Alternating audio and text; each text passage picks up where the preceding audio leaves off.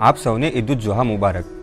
બકરા ઈદ આવી ગઈ છે, તો તમને હું આજે એકદમ અલગ અને સૌથી સરળ ઓછા ટાઈમમાં ઝટપટ બની જાય એવું મટનનું શાક બનાવતા શીખવીશ. એવું મેં વિચાર્યું છે. આ શાકમાં મેં કોઈપણ જાતની વધારાની વસ્તુઓનો ઉપયોગ નથી કર્યો. ફક્ત ઘરમાં પડેલી અમુક વસ્તુઓથી જ મેં આ વાનગી બનાવી દીધી છે. અને હા, ગ્રેવી પણ મેં જાડી રાખી છે, જેથી ઈદના દિવસે આ વાનગી બનાવીને ખાઈએ તો ખાવાની વધારે મજા આવે. તો ચાલો વધારે ટાઈમ વેડફ્યા વગર શરૂ કરી દઈએ. કેમ છો મિત્રો? હું છું મુખ્તાર હુસૈન અને સ્વાગત છે તમારું મુખ્તાર હુસૈન ગુજરાતી યુટ્યુબ ચેનલ પર. સૌથી પહેલાં આ વાનગીને બનાવવા માટે આપણે કુકર લઈશું, કેમ કે મટનને કુકરમાં ચડાવવાથી સારું એવું ચડી પણ જાય છે અને સમય પણ ઓછો લાગે છે. હવે આ કુકરની અંદર 3 ચમચા જેટલું તેલ નાખી દેવાનું.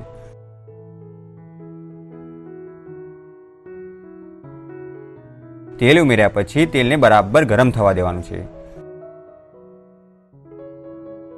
તેલ ગરમ થઈ જાય ત્યાર પછી આની અંદર અડધી ચમચી જેટલું જીરું નાખી દેવાનું. જીરું ચટકવા લાગે ત્યાર પછી તમારે આની અંદર 3 થી 4 મીડિયમ સાઇઝની ડુંગળીને સ્લાઇસમાં કાપીને મેં રાખેલી હતી એ ઉમેરી દેવાની. તમારે જે રીતના પીસ કરવા હોય એ રીતના કરી શકો છો, પણ સ્લાઇસમાં કાપવાથી ફાયદો એ થશે કે બિરિસ્તો સારો એવો બનશે.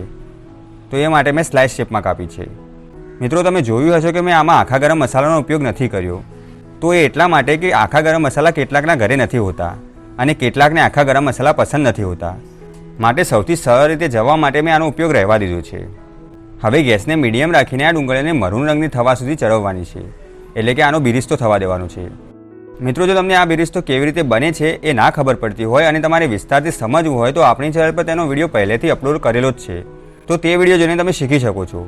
આમ તો સરળ જ છે, બસ મીડિયમ ગેસ પર સતત મેળવીને તમારે આ ડુંગળીઓને ચડાવતા રહેવાનું, જેથી કોઈ પણ જગ્યાથી દાજી ન જાય અને સરસ એવી ડુંગળીઓ કથ્થાઈ રંગની થઈ જાય, એટલે કે મરૂન રંગની થઈ જાય.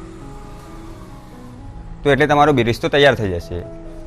લગભગ બધી ડુંગળીઓ મરૂન થઈ ગઈ છે, એટલે મારા કહેવાનો મતલબ એમ છે કે બિરિસ્તો સરસ એવો તૈયાર છે. તો બસ હવે વધારે ટાઈમ વેડફ્યા વગર 4 થી 5 ચમચી જેટલું આદુ અને લસણનું પેસ્ટ ઉમેરી દેવાનું. હવે આ બધાને બરાબર મેળવી દેવાનું. હવે આ લસણ અને આદુને બરાબર કથ્થાઈ રંગનું બધું થાય ત્યાર સુધી તમારે ચડવવાનું છે. અને હા, ગેસને મીડિયમ જ રાખજો, વધારે ફૂલ રાખવાની જરૂરત નથી. લસણ ચડશે એટલે તળિયા ઉપર ચોંટવાનો પ્રયત્ન કરશે, માટે એ વખતે તમે ગભરાતા નહીં. તમારે એ વખતે સતત મેળવતા રહેવાનું છે અને ગેસને મીડિયમ રાખવાનું છે. અને જો વધારે ચોંટવા લાગે તો તમારે ગેસને એકદમ ધીમો કરી દેવાનો અને બરાબર આ બધું કથ્થાઈ રંગનું થઈ જાય ત્યાર સુધી ચડવવાનું છે.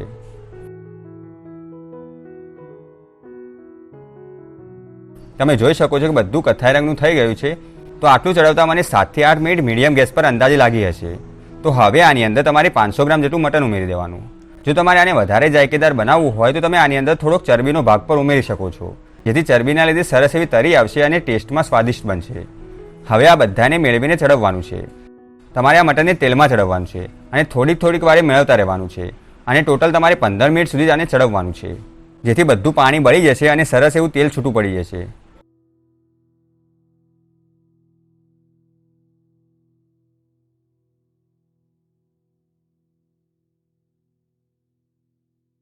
પંદર મિનિટ પછી આની અંદર મસાલા ઉમેરી દેવાના.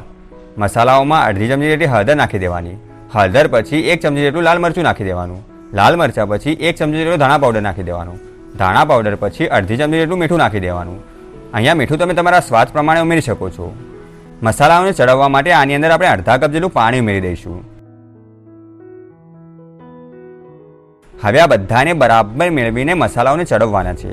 મસાલા ચડશે એટલે તેલ છૂટું પડવા લાગશે. તો એ વખતે આપણને સમજમાં આવશે કે આપણા મસાલા સરસ એવા ચડી ગયા છે.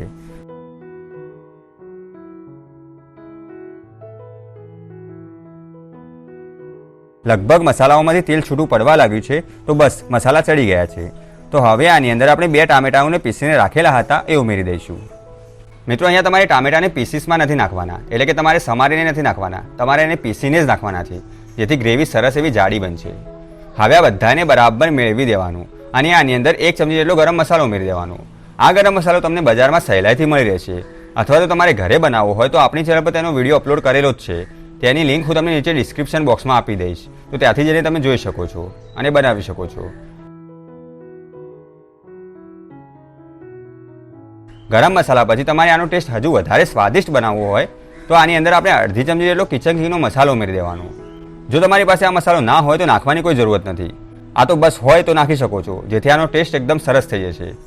આ મસાલા તમને બજારમાં સહેલાઈથી 10 રૂપિયાના પેકેટમાં મળી જશે. તો તમે ત્યાંથી પણ ખરીદી શકો છો.